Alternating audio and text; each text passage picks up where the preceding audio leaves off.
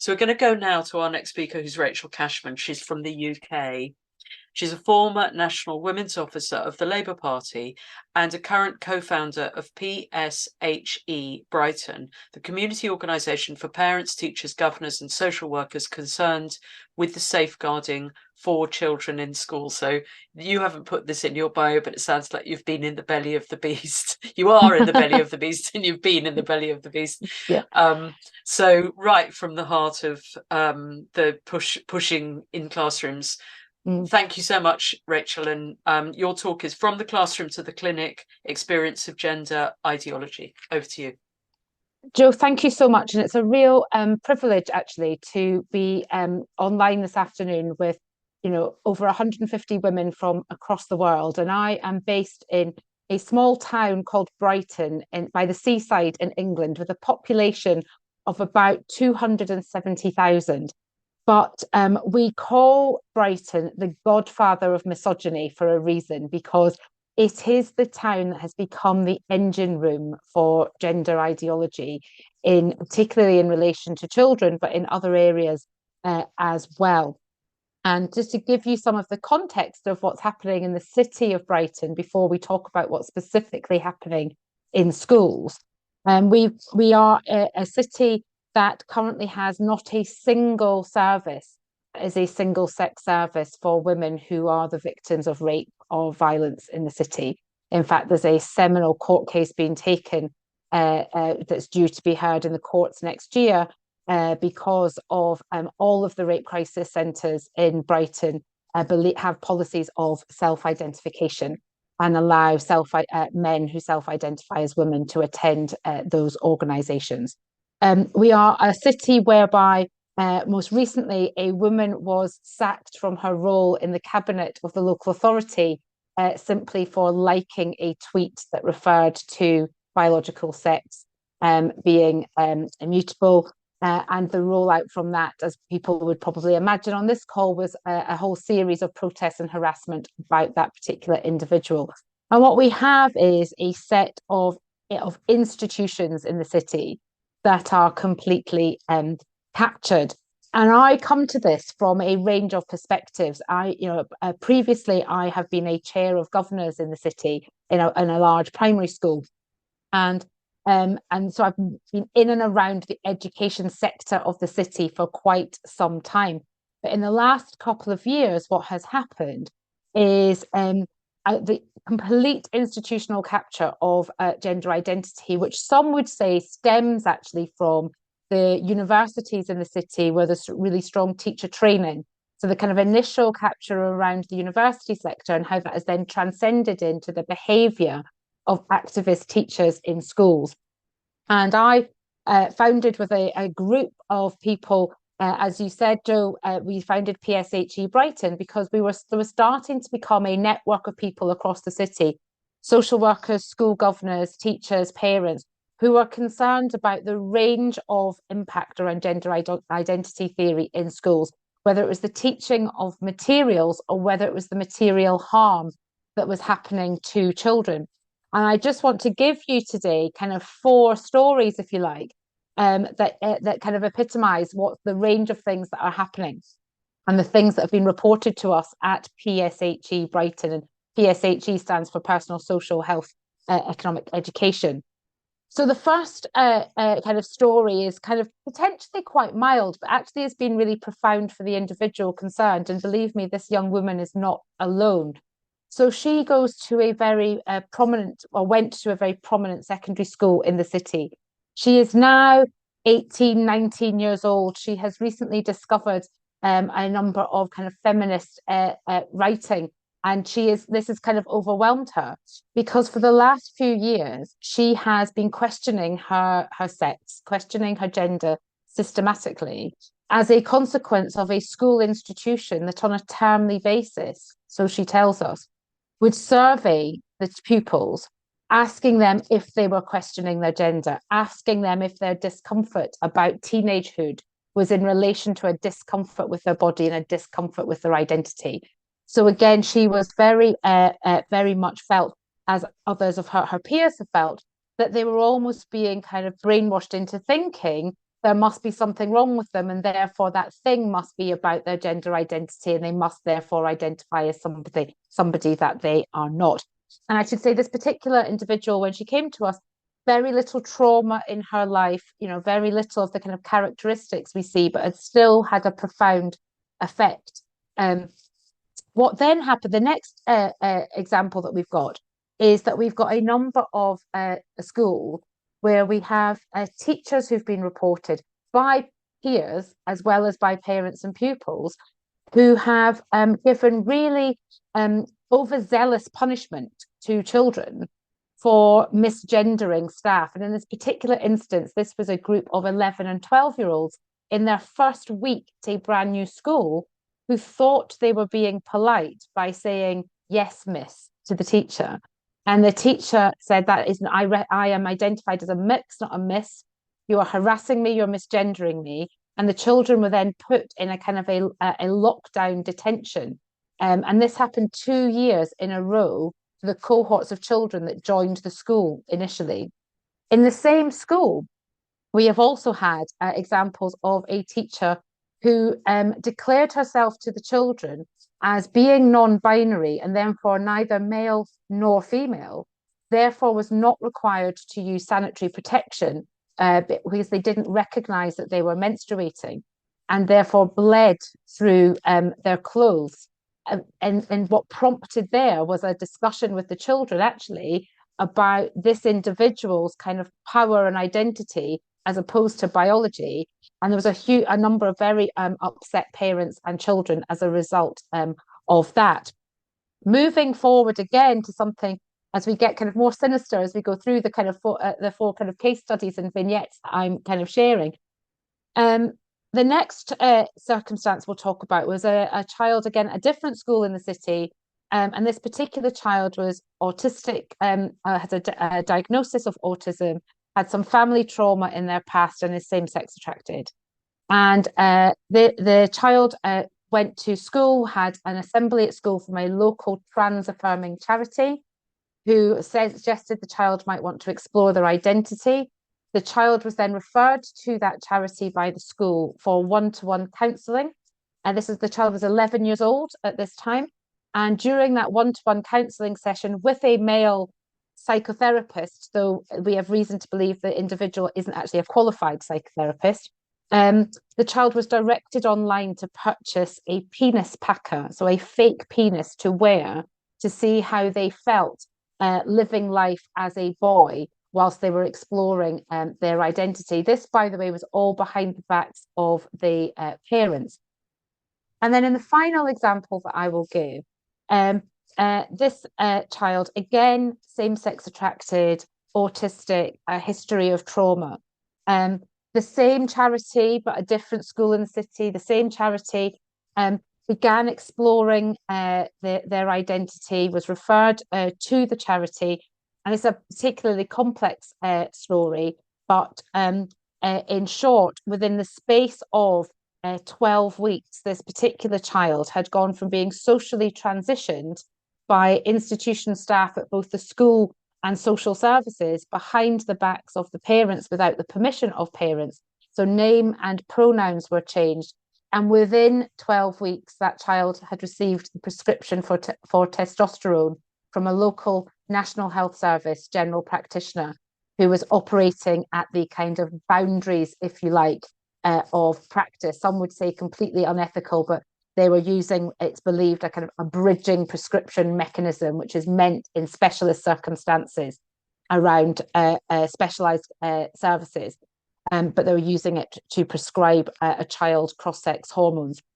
Now, these four stories I shared quite recently at a conference, which is how I met Jo. And I think what's also interesting as a consequence of the local media coverage and the national media coverage in the English press, as a result of us sharing those stories, within 3 days, PSHE Brighton had 20 families contact our organisation with identical stories to the last two that I've just described. So there is certainly a swell of concern across what is actually quite a small city, 250,000 population. And what we're seeing is something that's pretty endemic and an institutional systemic capture across our institutions. And we're starting to understand, now that we've got a mass of families that are concerned, we're starting to understand the patterns that are occurring in the city. And even in those families where they have reluctantly usually accepted the social transition of their child because they've been told or convinced, usually by the local trans affirming charity, that it is in the child's best interest or it will protect the child's mental health. There's still three things that are commonly found in the families we're talking to. One is as I say, this institutional capture. So whether that is the local authority, whether that is children's social services, whether that is the state school system, there is absolutely no space for a divergence of views or a dialogue about what may be in the holistic interest of the child. There is an assumption that gender ideology and gender identity is the issue, and therefore the child must be trans, and the child is kind of fast-tracked through this pathway. The second thing is the role of the local trans affirming charity. So this is about where what we would describe as the outsourcing of quality assurance, outsourcing of curiosity, outsourcing of intellectual rigor in relation to the teaching around sex, biology, relationships, PSHE education in schools has been completely outsourced to an ideological trans affirming charity. And the third thing that is coming across as a pattern is the kind of failure of head teachers to respond productively, to respond well to the issues when they're presented. And that can be from two angles. One, that can be just a kind of a refusal to engage in anything that is questioning gender ideology.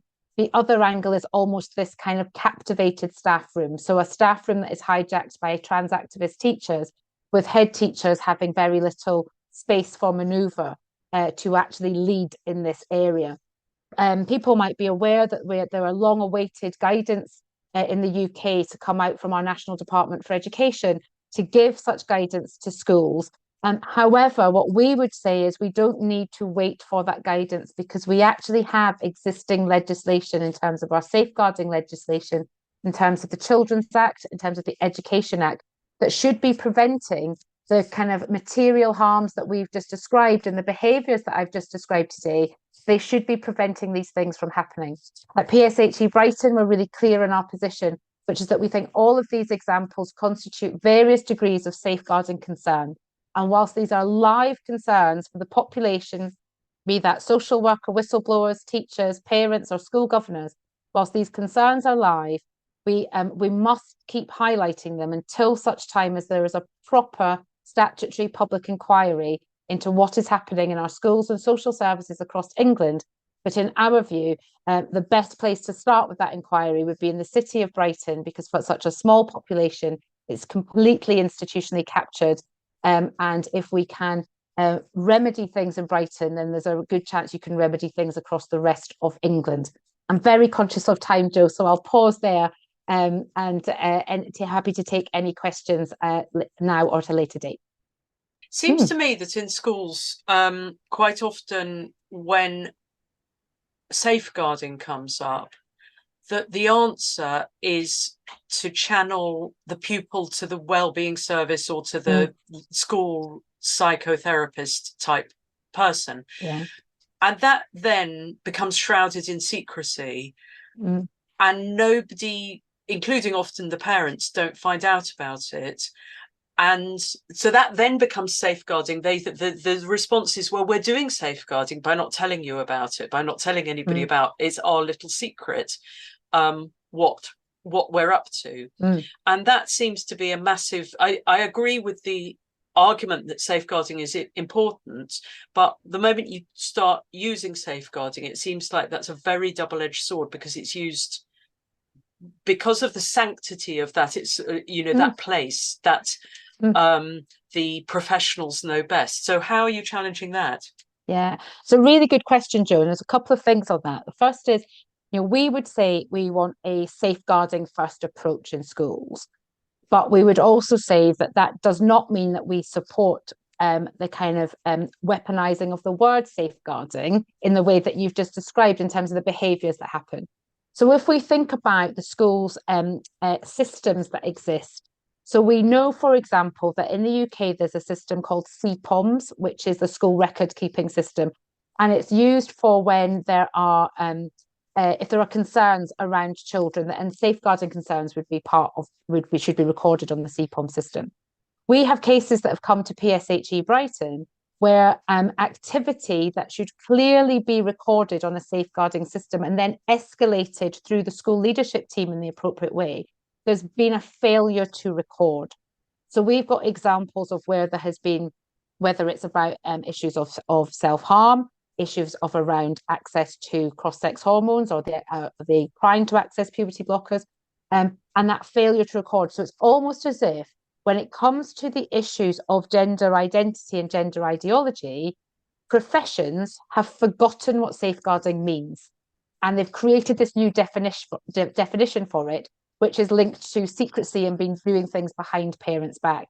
And what we would say is we need to go back to the basics of safeguarding as is written in the Education Act and the Children's Act, and we need to be executing that properly with the appropriate quality assurance. And presumably that could be done through the court as well, that parents could complain. They could ask for their children's records and all the CPOMs, because they can get, I guess, parents can get every single record. But if there's evidence that somebody's been giving a child, an 11-year-old girl, Packers or suggesting that, that should be recorded. And if it's not, then that's not safeguarding. Yeah.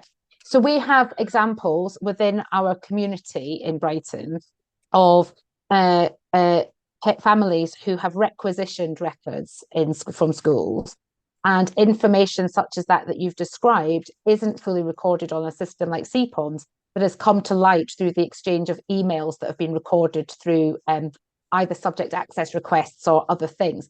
So it can be very difficult for families to truly find out what is going on in terms of the non-academic side of their child's education, if there are those who are intent on withholding and keeping it secret from those families. And it should also be said that, you know, if teachers have concerns about families to the extent they wish to keep something secret, then they should be using the same safeguarding mechanisms to engage those families, report those families, and do the requisite investigations. You know, safeguarding is there for a reason. One of the things I omitted to talk about before was the creation by our local authority of a trans toolkit. And in Brighton, that has been in existence since 2011. Is one of the original trans toolkits in England. And colleagues on the chat were talking about Oxford. And the toolkit in Brighton has been copied by a number of other local authorities across England. So they who are now adopting the same kind of ideology and mechanisms as promoted in the Brighton Trans Toolkit. And indeed in Oxford Council, they were taken to court in relation to the Trans Toolkit, and the council withdrew the toolkit before it got to court. And so there are others, we're always looking for people to think about legal action in Brighton as well, because it was the original, you know, producer of the toolkit. But for those outside of Oxford or Brighton, the organisation Safe Schools Alliance in England, who is one of the signatories to the declaration, gather materials across the whole country and are really solid on this stuff. So if people I would urge people to look at their website too, as well as PSHE Brighton. And thank you very much for having me today.